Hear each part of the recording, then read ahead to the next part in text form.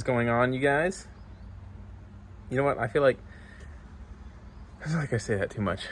In today's video, we're going to be getting prepared for our next drift event over at Langley. This is going to be the slide timber drift event. We're going to be having to make a lot of room in the wheel well, so that includes cutting out some of the metal and welding some new metal in there so the tires have plenty of space to travel freely. I'm hoping to have all of that situated before this next event. I have 10 days, so it's plenty of time to make some room, and I'm going to make some stoppers so the steering doesn't travel fully and the tires hit my frame, because I was having an issue with that too. So we're going to go ahead and figure out where the tire's touching, cut out the metal, with our good old friend the angle grinder, and I'll just show you guys how I make room. All right, so I have the steering locked fully. 2 spots, it's getting pretty close, but I just took a hammer to that spot right there. The main one that's stopping my wheel is this one right here. As you can see, there's a lot of rubber. I'm gonna just figure out what I need to do to cut it out.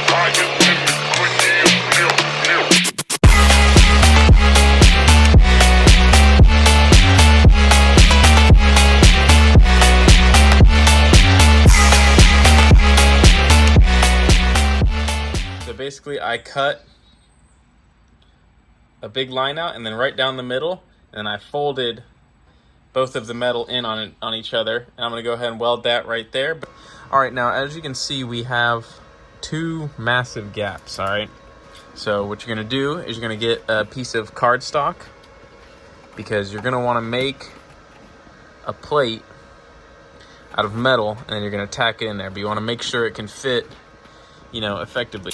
So this is just some really super thin stainless that I had, and yeah, so basically the easiest way to do this is you're going to bend it with your hands and hammer as good as you can, and you're going to tack it in all 4 corners, and then you're going to take a hammer and you're going to flatten it as you weld it down.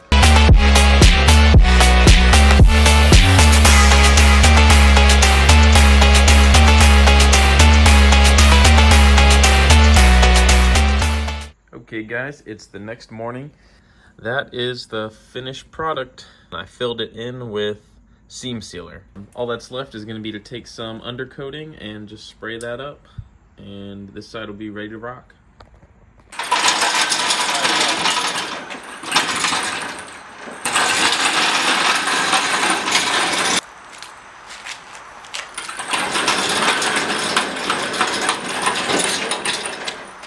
So first things first is I'm gonna have to mark where the C-notch is on the bed, which is right there.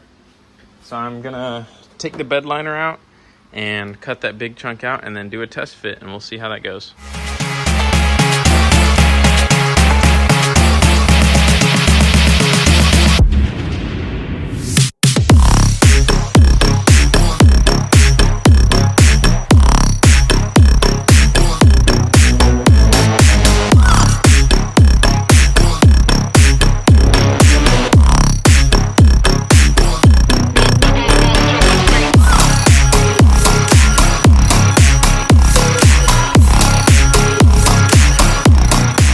The bed mounted here. I made the holes a little bit bigger than they should have been, because I was just eyeing it out, and I wanted it to fit the first round. So I have the bed liner to hide it, so that's no big deal.